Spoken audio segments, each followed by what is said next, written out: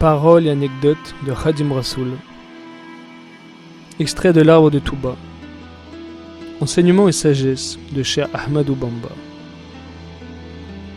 Par Seyn El Hadj Baké. Traduction de Moustapha Diop.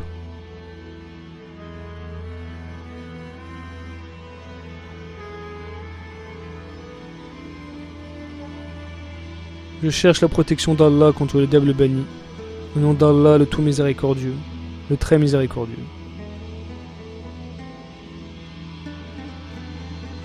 Que la paix et les bénédictions soient sur le prophète sallallahu alayhi wa sallam, sa descendance et ses compagnons.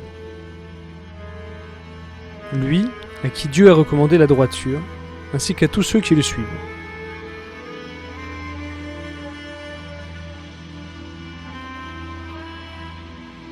Dieu fasse, par la grâce du prophète sallallahu alayhi wa sallam, que tout mon être soit droit et en conformité avec ta recommandation et ta satisfaction.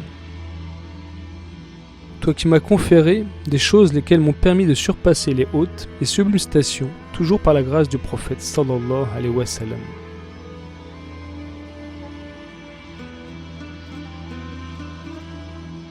Je prie pour que tu puisses faire aussi de ces versets, lesquels sont destinés à un de mes disciples, un enseignement de ma part vers les autres.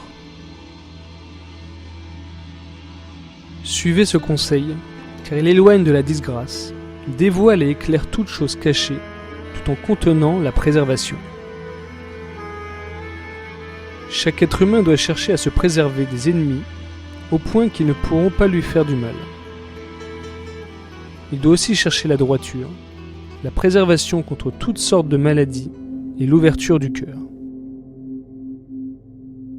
Quiconque part à la quête de ces choses, il doit suivre ces vers, alors nul doute qu'il atteindra son objectif, et toutes les autres faveurs, et même les plus sublimes. Je te recommande d'avoir de la courtoisie, de manière exotérique et ésotérique envers Dieu.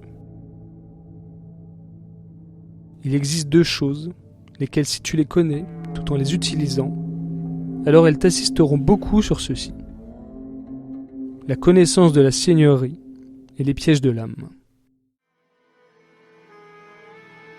Sache que l'âme ne recommande que le mal à cause de son rang immonde.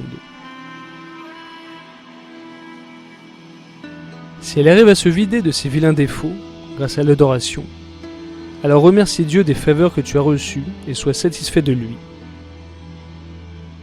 Car il te les a données sans l'intermédiaire de personne, juste par sa générosité.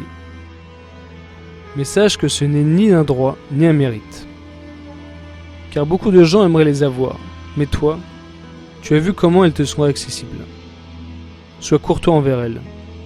Sois satisfait et sincère envers elles. Éloigne-les des défauts et reconnais ta faiblesse et ta petitesse à recevoir de telles faveurs tout en évitant la perte de temps. Si tu agis ainsi, alors ton adoration de Dieu sera au-dessus de quiconque ne se comporte pas comme toi. Si tu reçois des faveurs comme la santé, la fortune sans que tu ne bouges de là où tu es, tu dois être non seulement content, mais tu dois témoigner ta gratitude à Dieu, car elles proviennent de lui. C'est pour cette raison que tu dois les diriger vers lui, par la courtoisie ne jamais les diriger vers la transgression, c'est-à-dire la mécréance. Car beaucoup de gens ne possèdent pas tes faveurs et pourtant ils aimeraient les avoir. Tout le monde aimerait avoir une bonne santé. Par ailleurs, si Dieu te met à l'épreuve par la maladie ou la pauvreté, alors patiente et sois satisfait de lui, car c'est la voie de la courtoisie. Considère que c'est lui qui t'accorde son vœu sans malheur, sans ennemi, par l'intermédiaire de qui que ce soit, et sans la moindre maladie ou mal. Donc ne te plains à personne, et ne te dirige vers qui que ce soit si ce n'est lui. Et n'oublie pas de témoigner ta gratitude envers Dieu, car l'épreuve pourrait être d'une perte de foi. Sois satisfait de lui, car il t'a fait passer sur le chemin de ses amis, car l'épreuve est la voie de la préservation, l'enlèvement des défauts, l'éloignement de la grâce. Sache que les bienfaits n'arrivent qu'après les épreuves. C'est aussi après le malheur qu'arrive le bienfait, si toutefois tu avais une belle patience.